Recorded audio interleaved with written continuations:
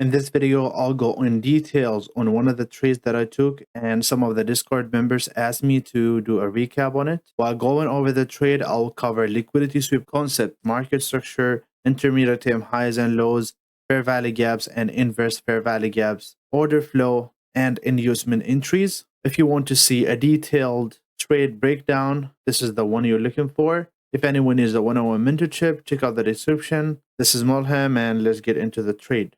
So first of all, before the London session starts, I was looking at the 30 minutes and the 1 hour. They're almost the same, so I would just go over the 30 minutes. I moved to the left and I saw that there was this high, which was the previous London high, and another high right here, which was swept by this level right here. So if I get my line here, we could see that there was a nice sweep right here, and then price started to go lower. Also, price getting rejected from the fair value gap, going up, creating a failure swing. It's going to be much better if there was a sweep here, but there was none. But I was still confident about this trade because of the other confluences that I'm going to go through now. Now, we can see that this fair value gap right here was first respected. Price started to go up, but then another inverse fair value gap playing out here, which is this one. So there was a fair value gap respected for the first time right here, and then second time, and then it was disrespected, creating another fair value gap, which price doesn't come to. But the first sign of reversal was the sweep. The second one was the small inverse fair value gap. But then we have price closing below the intermediate term low, this one, as well as price disrespecting the fair value gap. So 1, 2, 3, 4. 4 confluences telling you that price is starting to go lower now. We can see in this leg right here, we only have this fair value gap and this one. So 2 fair value gaps. When price disrespecting this fair value gap, we can look for price to go to this fair value gap. This is how we look at it. Now, price disrespecting this fair value gap, coming back to the inverse fair value gap, and also another fair value gap created here. So we have the balanced price range. I'm going to adjust it just like this. So we have our balanced price range, and then price basically coming lower from here. Now, price was going up, started to go lower. How do we confirm that price from now is going to go lower? So now price is going to go lower. Price came here, an engulfing candle, engulfing the body of this candle, and then another candle closing below. What do we see here? There is a fair value gap on the way. Now, we know the order flow is bearish. So every bullish fair value gap or bullish order blocks should be disrespected. We have one singular fair value gap right here. This is a fair value gap right here. Now, let me put it on another color. Fair value gap right here on this leg. Singular fair value gap. Price respected for the first time right here, respected for the second time, third time, and fourth time, and then disrespected. So now we have an inverse fair value gap at this level right here, and we have another fair value gap also right here. So that looks much better now, right? So we can confirm that this is the high and price is gonna go lower from here. Now, it's still not the London session. It's midnight.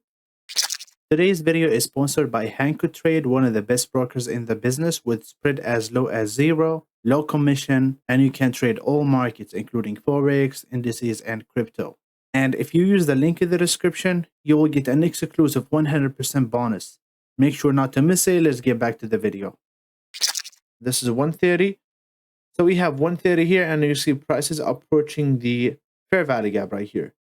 Going back to the 1 minute, this is the time frame that I used for my entry. We can see that price went to the fair value gap, right? And then started to go lower, but it was not on the London kill zone. Now let's wait for the London kill zone.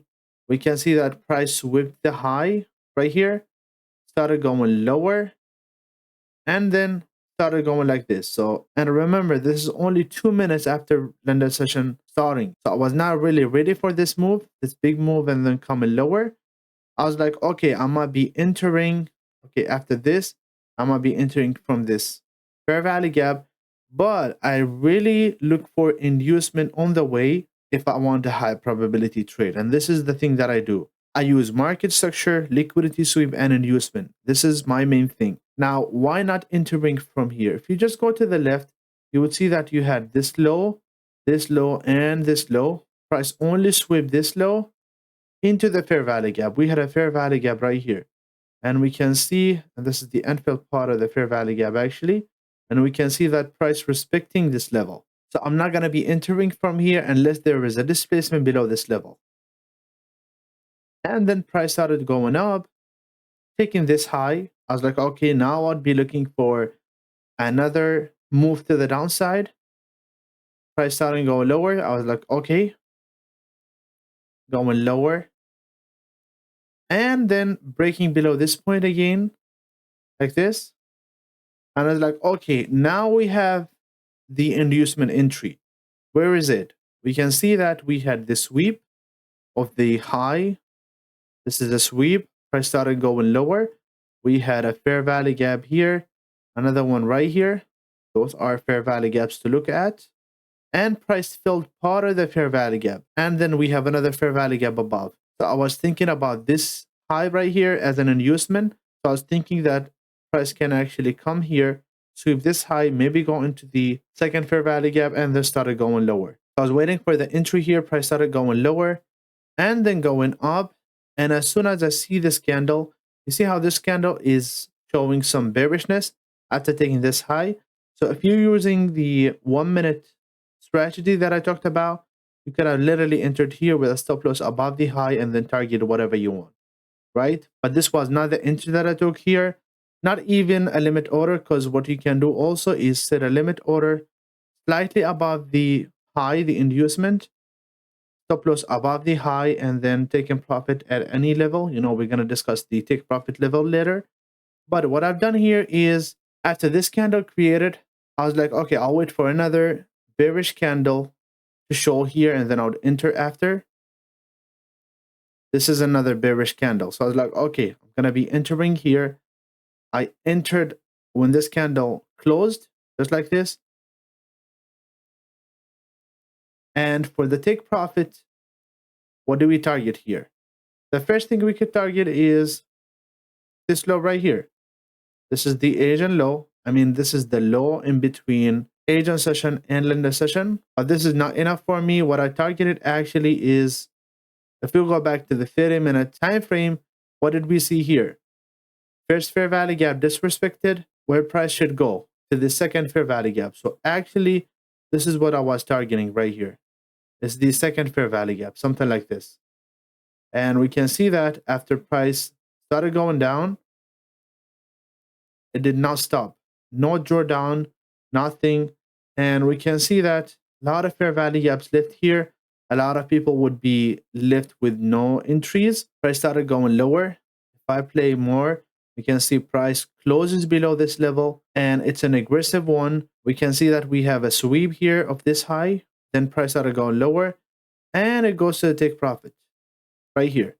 You can see there is a kind of projection from here, from the fair value gap, the 15-minute fair value gap. If I switch to the 15-minute, we can see that price actually went to this fair value gap right here.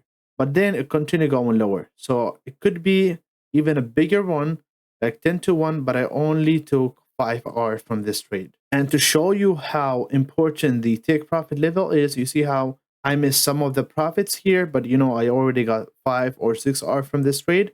And then price actually started going up from this level. So this is the importance of picking your take profit. You see price came here, started going up, coming lower, and then started going up from here. And you can see that price actually started going up from here. So this is how important picking your take profit level is.